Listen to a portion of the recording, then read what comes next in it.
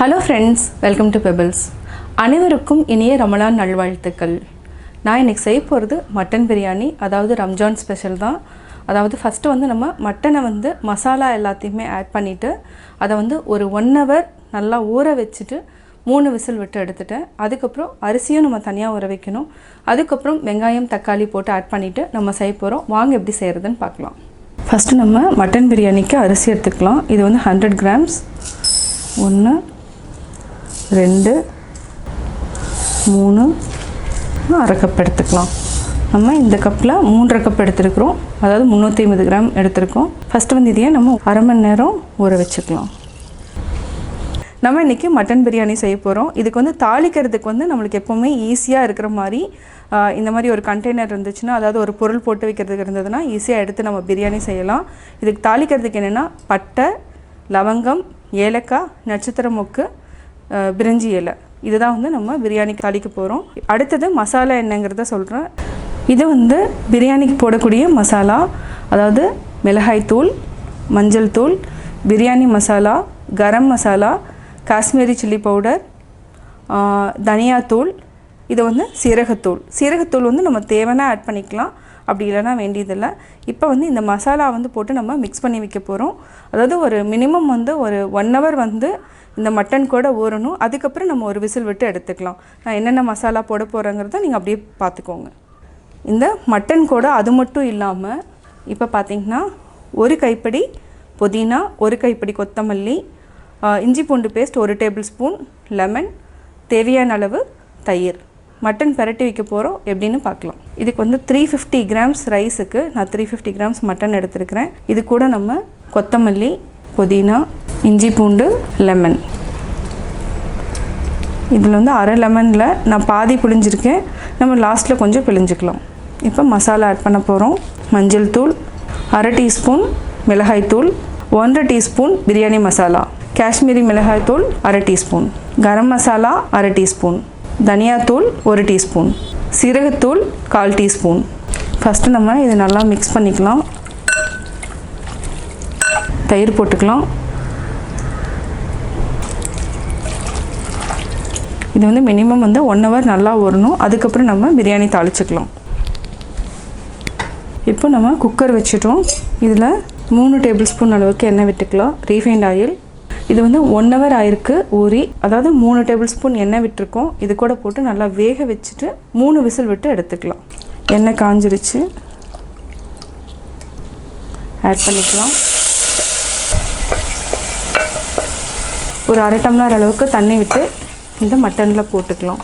இந்த மாதிரி செய்கிறப்ப என்னென்னா டேஸ்ட் ரொம்ப நல்லாயிருக்கும். நம்ம இது கூட பிரிஞ்சி இலை 1, லவங்கம், ஏலக்காய், இதுக்கு கருப்பு ஏலக்காய், இது ரொம்ப டேஸ்ட்டாக இருக்கும். அதாவது மசாலா தூக்கலாக இருக்கிறதுக்காக கருப்பு ஏலக்காய் முழுசு போடல, இதில் பாதி போட்டாலே நல்லா தூக்கலாக இருக்கும். கொஞ்சமாக ஆல்ரெடி இந்த மசாலா மிக்ஸ் பண்ணி வச்சுருக்குறோம், அதையும் அதில் தண்ணி கலந்து ஆட் பண்ணிக்கலாம்.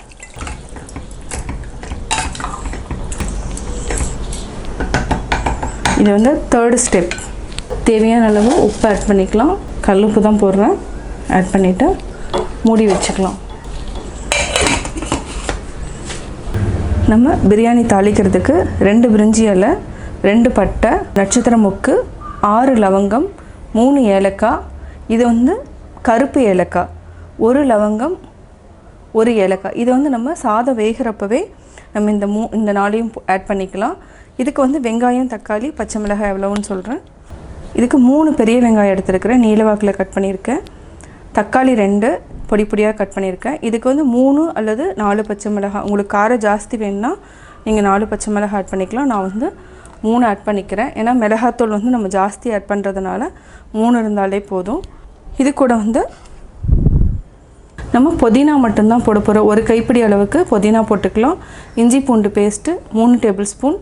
இதுக்கு பிரியாணி மசாலா 1 டீஸ்பூன், கரம் மசாலா கொஞ்சமாக எடுத்திருக்கேன். இதுக்கு காஷ்மீரி மில்லி தூள் ஒரு 1/2 டீஸ்பூன், மிளகாத்தூள் 1/2 டீஸ்பூன். இப்போ எப்படி செய்கிறதுன்னு பார்க்கலாம். இதுக்கு நெய் விட்டுக்கலாம். இப்போ 4 டேபிள் ஸ்பூன் அளவுக்கு நெய் விட்டுருக்கோம். மட்டன் பிரியாணிக்கு எப்போவுமே நெய் ஊற்றினா டேஸ்ட் கூடுதலாக இருக்கும். 2 டேபிள் ஸ்பூன் அளவுக்கு ரீஃபைண்ட் ஆயில். இப்போது எண்ணெய் விட்டுட்டோம். இது தாளிக்கிறதுக்கு பட்டை, லவங்கம், பிரிஞ்சி இலை, ஏலக்காய் எண்ணெயில் நல்லா பொரிஞ்சிடணும். அப்போ தான் வந்து அந்த ஸ்பைசஸ்னோட வாசம்லாம் நல்லா பிரியாணியில் ஏறும். இப்போது வெங்காயத்தை போட்டுக்கலாம். வெங்காயம் நல்லா பொன்னிறமாகிற வரைக்கும் நல்லா வதக்கிக்கலாம். இப்போது வெங்காயம் வந்து நல்லா வெந்துடுச்சு, பொன்னிறம் ஆகிடுச்சு. அடுத்து பச்சை மிளகாய் போட்டுக்கலாம். இஞ்சி பூண்டு பேஸ்ட்டு 3 டேபிள் ஸ்பூன் அளவுக்கு ஆட் பண்ணிக்கலாம். ஆல்ரெடி நம்ம அதுலேயும் வந்து இஞ்சி பூண்டு பேஸ்ட்டு சேர்த்துருக்குறோம். மட்டன்லேயும் 1 டேபிள் ஸ்பூன் அளவுக்கு சேர்த்துருக்குறோம். இதில் 3 டேபிள் ஸ்பூன் அளவுக்கு சேர்த்திக்கலாம். நல்லா பச்சை வாசனை போகட்டும். இப்போ நம்ம மிளகாத்தூள் ஆட் பண்ணிக்கலாம். பிரியாணி மசாலா நல்லா பச்சை வாசனை போகட்டும். இதுக்கப்புறம் ஒரு கை புதினா.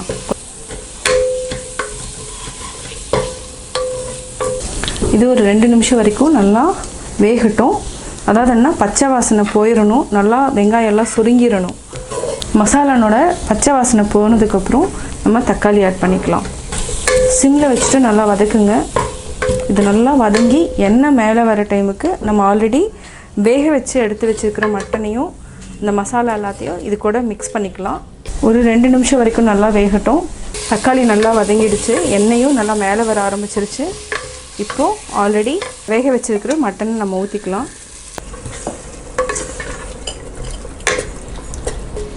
இப்போ வந்து நம்ம இந்த டம்ளரில் வந்து அதாவது 3 போட்டிருக்கிறோம். ஆல்ரெடி வந்து இந்த தண்ணியே வந்து 3 டம்ளர் வரும். நம்ம இன்னும் ஒரு 2 டம்ளர் ஊற்றினாலே போதும், அரிசிக்கு கரெக்டாக இருக்கும். இதுக்கு உப்பு வந்து பத்தாது, நம்ம இன்னொரு 1/2 ஸ்பூன் அளவுக்கு ஆட் பண்ணிக்கலாம். அதுக்கப்புறம் செக் பண்ணிவிட்டு தேவைன்னா ஆட் பண்ணிக்கலாம். இது ஒரு 5 நிமிஷம் மூடி வச்சுக்கலாம். 3 நிமிஷம் ஆயிருக்கு, நல்லா கொதிச்சிருச்சு, ஆயில் மேலே வர ஆரம்பிச்சிருச்சு. இதுக்கு வந்து இன்னொரு 2 டம்ளர் ஊற்றணும். நான் வந்து 2 டம்ளர் அளவுக்கு ஊற்றுறேன். 1 2 மிக்ஸ் பண்ணி விட்டுட்டு தண்ணி கொதிச்சதுக்கப்புறம் நம்ம அரிசியை ஆட் பண்ணிக்கலாம். மூடி வச்சுக்கலாம். தண்ணி நல்லா கொதிக்க ஆரம்பிச்சிருச்சு. இப்போ நம்ம அரிசி போட்டுக்கலாம். மிக்ஸ் பண்ணி விடுங்க. அப்போ தான் வந்து அந்த மசாலா எல்லாமே அரிசியில் வந்து நல்லா இறங்கும். 5 நிமிஷம் ஹை ஃப்ளேமில் வச்சுட்டு அதுக்கப்புறம் லோ ஃப்ளேமில் நம்ம ஒரு 10 மினிட்ஸ் வச்சுக்கலாம். பிரியாணி ரெடி ஆயிரும். இப்போ ஹை ஃப்ளேமில் இருக்கு.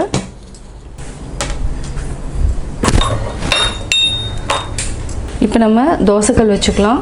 இப்போ தம் வச்சிடலாம். அரிசி எவ்வளோ வெந்திருக்குங்கிறத நான் காமிச்சிடுறேன் உங்களுக்கு. இப்போ பார்த்தீங்கன்னா அதாவது ஆல்மோஸ்ட்டு அரைவாசி வெந்துருச்சு. இந்த ஸ்டேஜில் வந்து நம்ம தோசைக்கல் மேலே வச்சுட்டோன்னா கரெக்டாக வெந்துடும். இப்போ மூடி வச்சுட்டு தோசைக்கல்ல வச்சிடலாம்.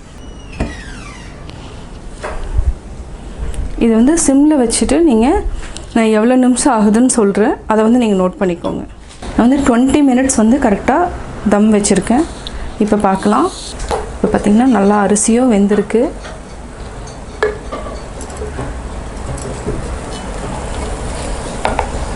மட்டன் பிரியாணி ரெடி ஆயாச்சு. அனைவருக்கும் இனிய ரமலான் நல்வாழ்த்துக்கள். சுவையான மட்டன் பிரியாணி ரெடி. நான் மட்டன் பிரியாணி எப்படி செஞ்சேங்கிறத பார்த்தீங்க. கட்டாயம் உங்களுக்கு இந்த வீடியோ பிடிக்கும். இந்த வீடியோ பிடிச்சதுன்னா லைக் பண்ணுங்கள், ஷேர் பண்ணுங்கள், கமெண்ட் பண்ணுங்கள். மறக்காமல் எங்கள் சேனலை சப்ஸ்கிரைப் பண்ணுங்கள்.